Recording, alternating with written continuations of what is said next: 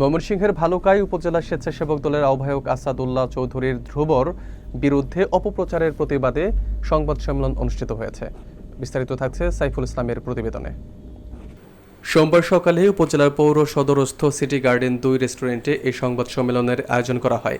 লিখিত বক্তব্য পাঠ করেন আসাদুল্লাহ চৌধুরী ধ্রুব।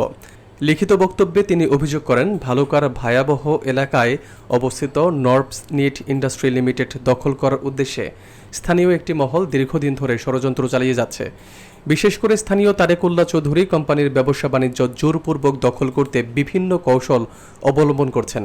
তিনি আরও বলেন, কোম্পানির সাথে তার দূরত্ব তৈরি করতে এবং ব্যক্তিগত ভাবমূর্তি ক্ষুণ্ণ করতে একটি মহল পূর্ব পরিকল্পিতভাবে মিথ্যা তথ্য প্রচার করছে এবং এর আগে সংবাদ সম্মেলন করেছে।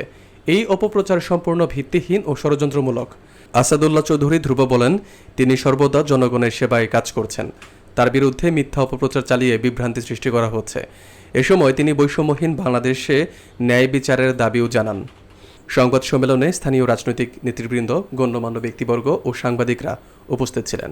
বৈধ কাগজপত্র বলে নবটেক ইন্ডাস্ট্রিজ লিমিটেডের সঠিক মালিক বর্তমানে এক খারাপ প্রকৃতির মহিলা এবং তার 2 ছেলে অসাধু ব্যবসায়ী জোরপূর্বক এই জমিতে ঘর নির্মাণ করিয়া থাকিতেছে এবং এই মহিলা ভালুকা উপজেলা যুবদলের সভাপতি তারেকুল্লাহ চৌধুরীর হাতিয়ার হিসেবে ক্ষমতা ব্যবহার করে মিথ্যা সংবাদ সম্মেলন করেছে।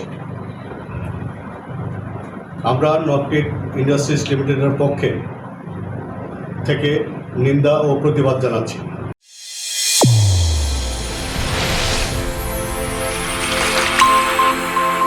চ্যানেল A1 হৃদয়ের স্পন্দন।